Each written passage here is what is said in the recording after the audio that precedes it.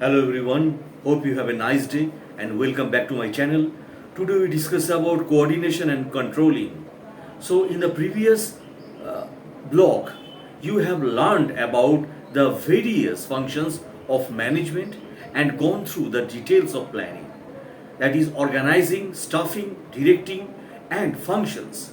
In this chapter, we will learn the details of coordinating and controlling functions also.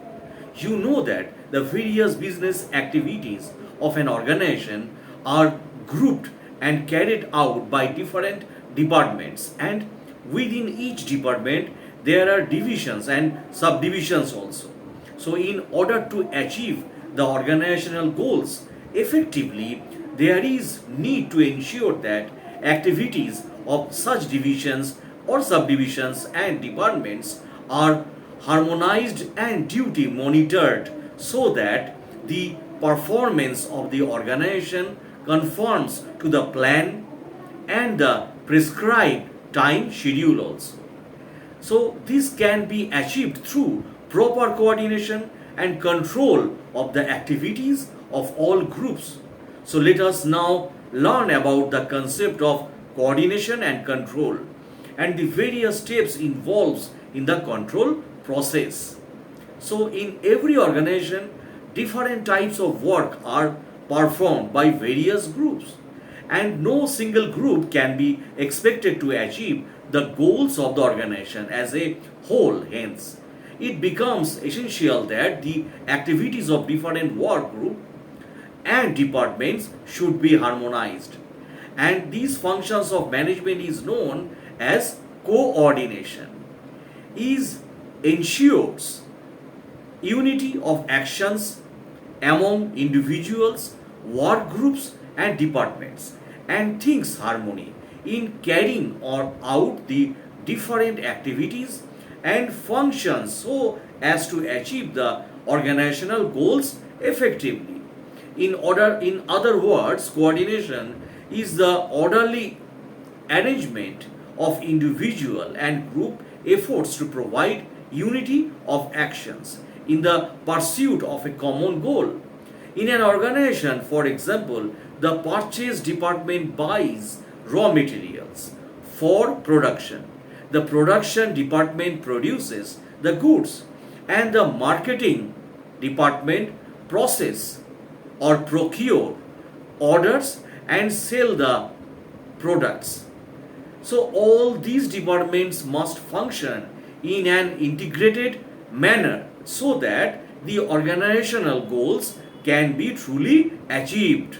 Thus, coordination involves synchronizations of different activities and efforts of the various units of an organization so that the planned objectives may be achieved with minimum conflict.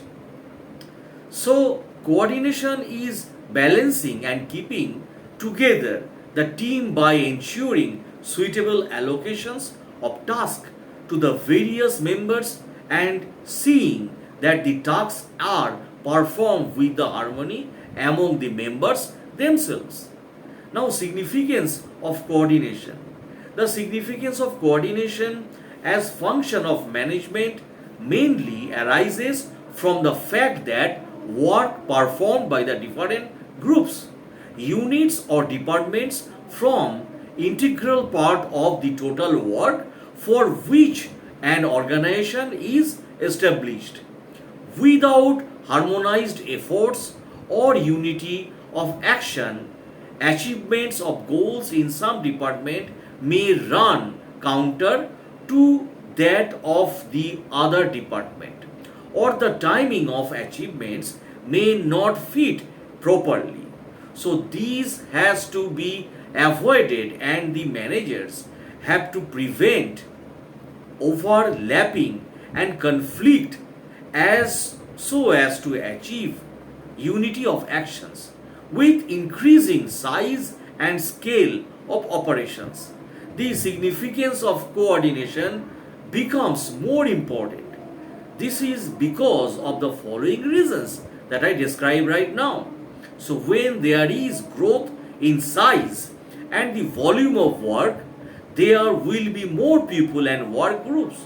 So there is greater possibility of people working at cross purposes, as the unit and subunits goals may be considered more important by them than the organizational goals.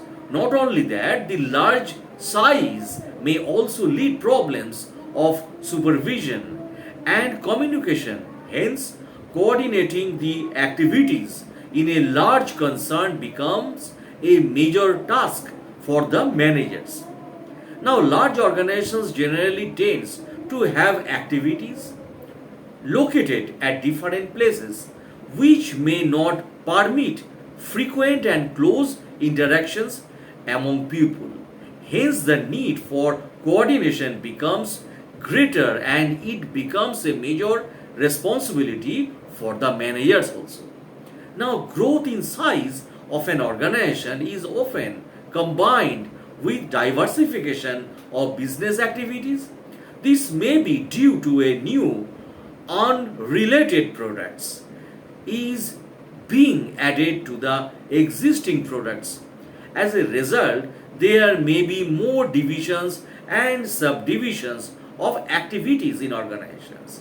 So at the same time, there is an increase in the number of managerial levels and vertical divisions of responsibilities.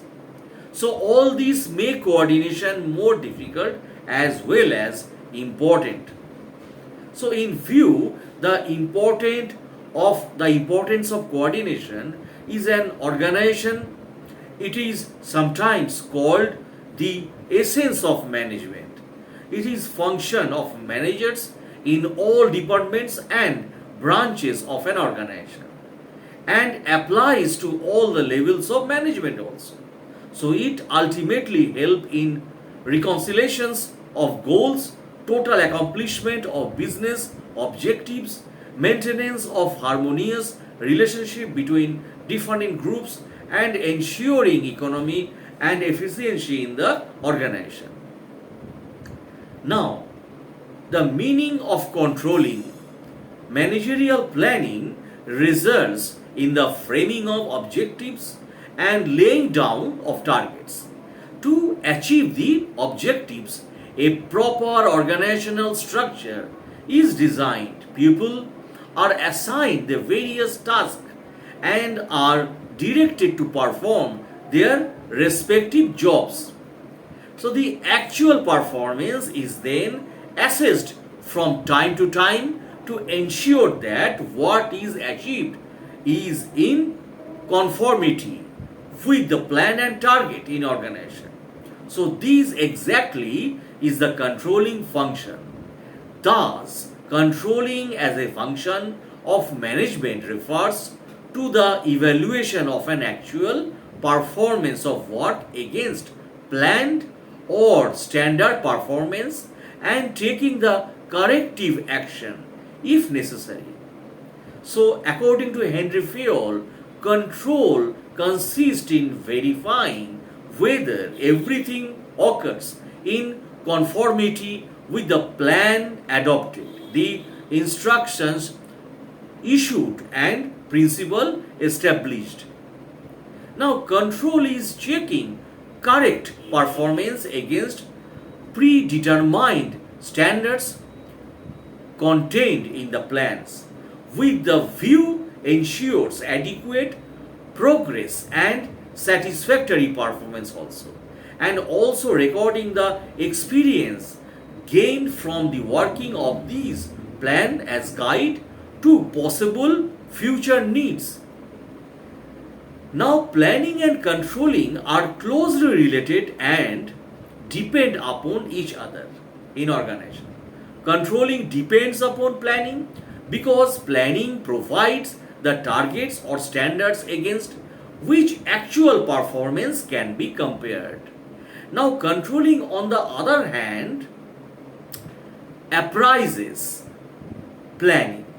So, it brings out the shortcoming of planning and helps it to improve upon the plans. For example, in a factory, 10 workers are required to cut steel sheets into small round pieces.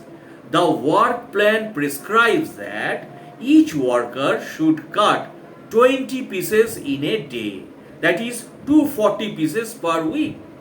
After a week, the manager finds that out of 10 workers, 6 were able to cut only 200 pieces each and 4 could not only 180 pieces each. So in order to find out the cause of this deviation, he evaluates the physical facilities provided to workers in the workplace. On being satisfied with this coordination or conditions, the manager concludes that the target of 240 pieces per week is too high for workers to achieve. So therefore, it should be revised from 240 to 200 pieces per week. And thus the manager receives the plan because the control exercise indicates that standards he had fixed was unreasonably high and beyond the reach of the workers. So it may be noted that in order to exercise effectively control, managers should not only have the standards but also see that informations on the gaps between actual and standard performance is made available and action take to rectify the deviation, if any. So this is essential because without such information, manager will not be able to measure the deviation, and without corrective actions, the entire control process would be an meaningless exercise in organization. So you should also make a note that controlling does not simply involve checking the quantity of work done but also includes checking the quality of performance, the time taken and the cost incurred. So in the above example, suppose each worker could cut 240 pieces per week, but most of the pieces were not of the specified size, or there was an excessive wastage of steel sheet. So this would result in unnecessary loss to the organization. Hence the manager have to take steps so that the quality of work is improved and the wastage is reduced in organization. Now thus controlling involves knowing the nature, quantum and time framework of the work, comparing the performance with the plan, analyzing deviation if any or in organizations, taking corrective steps and suggesting revisions of plans if necessary in organization. Now planning is the basic of control. So control is said to be checking performance as per what has been planned. So planning proceeds controlling and sets the standards and targets of performance. So control is a continuous process. So it is an ongoing and dynamic functions of management. It involves a continuous review of performance and is not a one-time exercise. So the period of control normally depends upon the nature of work, the amount of work in the policies of management. Now control is all pervasive. Control is exercised at all levels of management. So and is done in every functional area and at each unit or department in organization. Thus control is all pervasive. Action is the excess or essence of control. control is an action oriented process, and the very purpose of control is defeated if corrective action is not taken for improvement of performance or the revision of plans. Control is forward looking. So control is futuristic in nature. So it measures current performance and provides guidelines for the corrective actions also. This ensures future performance as per plans. Thus, it is forward looking. Why control is needed in organization? Now we discuss about this. Controlling is one of the most important functions of management. So it pinpoints the deviations on the basis of which managers can take corrective steps. So if no control is exercised, work may be done as desired and inefficiencies may remain undetected. So for example, suppose there is a workshop in some bookbinding is done.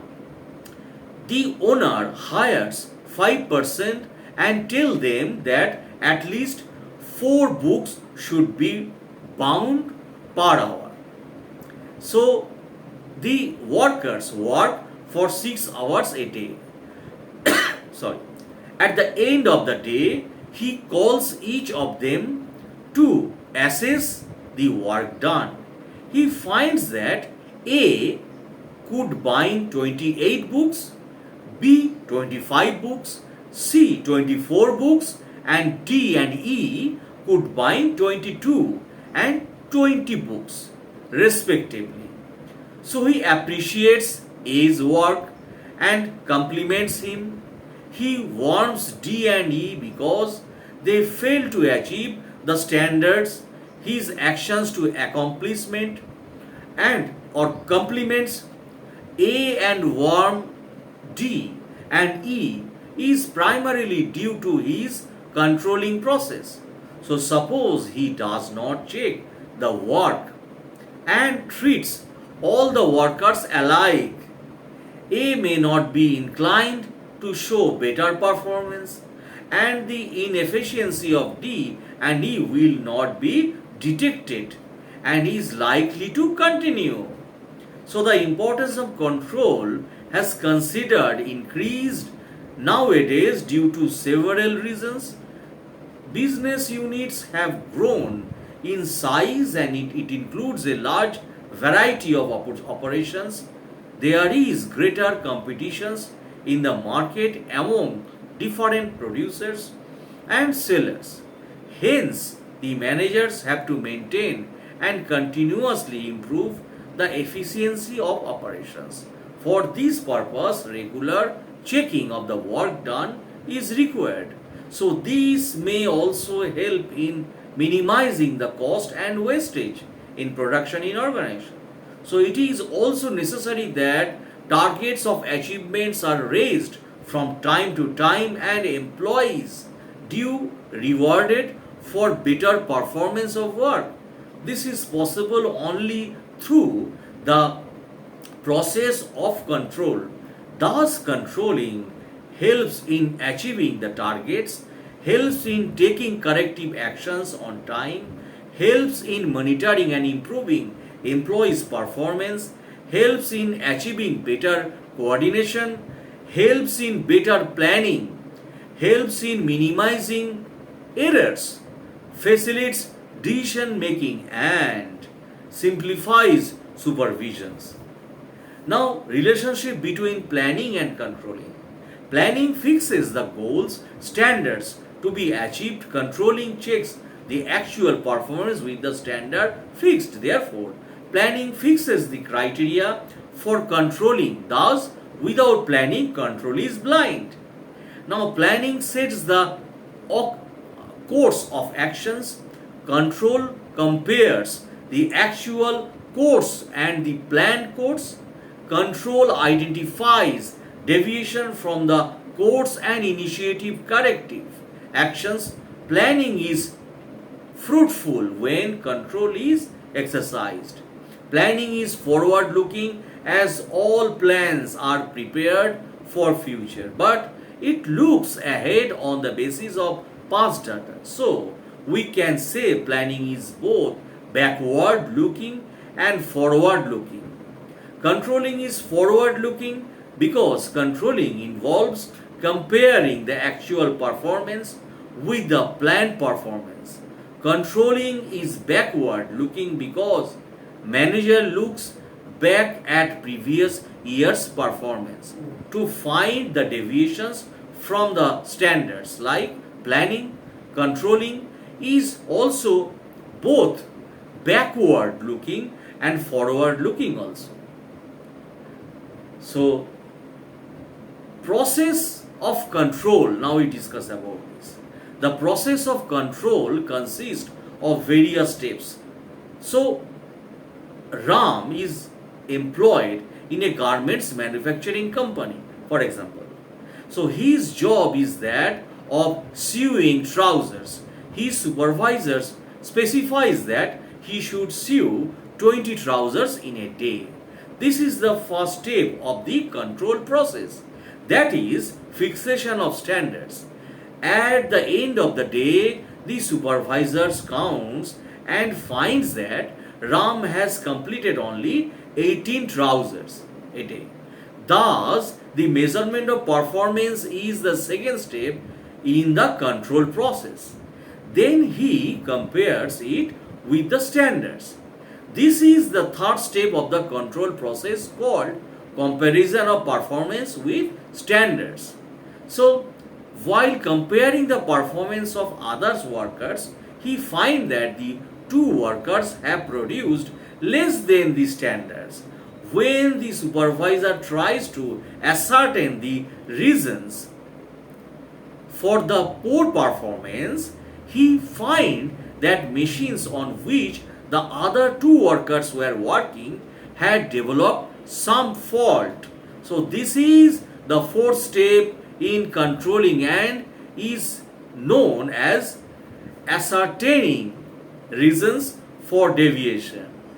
Thus, and then in order to avoid such unexpected defects in machinery in future, the supervisor decides that every day there will be an inspection of all tools and equipments. This is corrective actions, which is the fifth and last step in controlling. So control process mean measurement of performance, comparison of performance with standards, and corrective actions. So establishment standards. Setting standards is the first requirement of control. Standards arises out of plans and provide the basis of comparison. So there can be different types of standards. So number of units to be produced per hour, cost of production per units, and permissible quantity of scrap and wastages per day. So quality of the product and so on. So as far as possible, the standards should be laid down in quantitative term. A quantitative term standard provides a concrete measures and helps in comparison. So it is equally important that the standards fixed are realistic and attainable also. So neither too high nor very low. If these are too high, employees will be discouraged. On the other hand, if these are too low, the organization will operate at a lower efficiency level, leading to higher cost. When standards may not be achieved fully, a range of tolerable deviations should also be fixed. These can be expressed in terms of minimum and maximum limits. Performance within the permissible range may not require any corrective actions. Now, measurement of performance. When standards are established, the next step is to measure the performance at regular interval. So, measurement is not difficult in case of physical performance. So, units produced, cost incurred, time spent, etc. So, as these can be easily measured, performance can be measured by observations, inspection, and reporting. So, generally, at lower level, a detailed control is exercised at frequent interval on the basis of observation and inspection also. For higher levels of management, reports are prepared at regular intervals.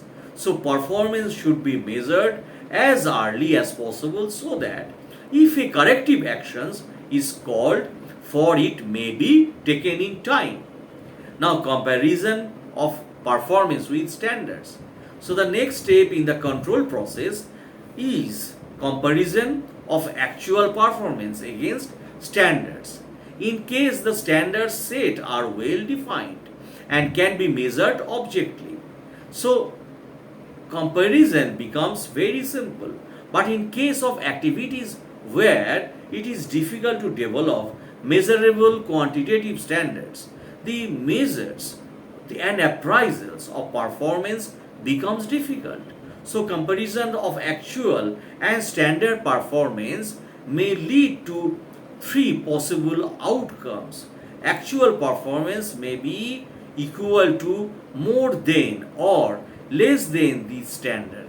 If actual performance is equal to the standard, manager need not take any actions, but where deviation are noticed, corrective actions becomes necessary.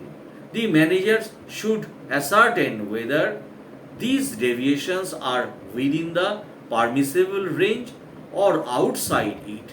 So corrective actions becomes necessary only for deviations which fall outside the permissible range. Now, before detecting the reasons of deviations, before taking any corrective actions, manager should try to ascertain the reasons for the occurrence of deviations. The fault may be that standards fixed were unattainable rather than the subordinates' inefficiency. Again, the deviation might have been caused by the nature of instructions issued by the manager rather than due to subordinates' mistake. Hence, it is essential that the reason which caused the deviations be ascertained to determine the appropriate corrective actions also. Now, taking corrective action. Once the cause for deviation become known, the next step is to go in for a corrective action which may involve revisions of standards, changing the methods of selections and training and workers, or providing better motivation. As stated earlier, manager should concentrate only on major deviations. The minor deviations, that is, deviations within permissible range, should not be a cause of anxiety. The rectification of deviation from the standard should be undertaken promptly so that further losses are avoided in organization. So that's the end of the video, my friends. Thanks for watching. If you like my videos, I request you please subscribe, like, share, comment my channel. Thanks a lot.